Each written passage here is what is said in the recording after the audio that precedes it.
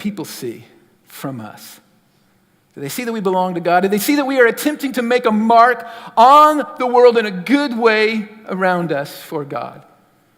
Well, as you've already heard, one of the ways that we can do that is through our obedience to God. And I want to talk today about two ways that we can make our mark on the people around us with the way we obey God. And I want to give two examples: practiced obedience and specific obedience, for those of you who are note takers.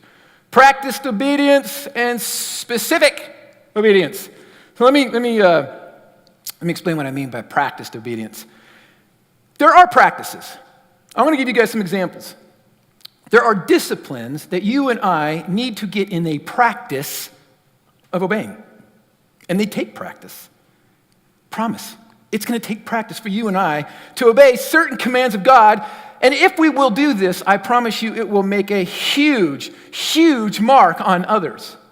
Now, one of the things that we need to do, as an example, of practiced obedience that every single one of us needs to be super duper duper duper careful to obey is the command to not complain. As followers of Jesus Christ, we have been commanded to not complain. And guess what? About anything. Say anything. Great. It's so disappointing. I know that we don't have anything to complain about, but this is what God says. Philippians chapter 2, verses 12 through 15. Dear friends, you always followed my instructions when I was with you, and now that I'm away, it is even more important. Work hard to show the results of your salvation, obeying God with deep reverence and fear. For God is working in you, giving you the desire and the power to do what pleases him. Do everything without complaining and arguing, so that no one can criticize you. Live clean, innocent lives as children of God, shining like bright lights in a world full of crooked and perverse people. All right. I'm not pointing a finger or looking at anybody, but let's just be real for a second. What kind of a mark does it make on somebody else when we complain? When anybody complains? What does a Facebook rant do? You know?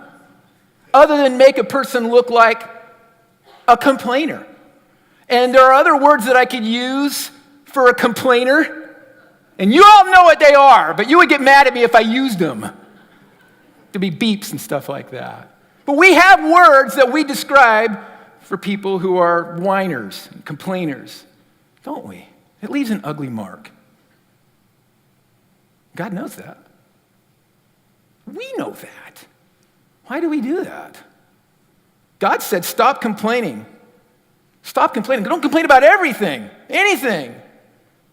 What are others seeing from us? Do they have reason to criticize a follower of Jesus Christ because we are not in practiced obedience in something as simple as not complaining? Or how about this one? Criticizing.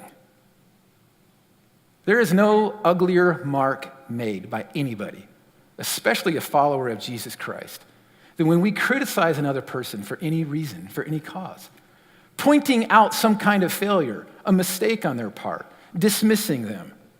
It doesn't matter who it is either. Fact of the matter is I know it has been a practice and a habit for Americans for many, many years to criticize government officials, say, for instance, the president.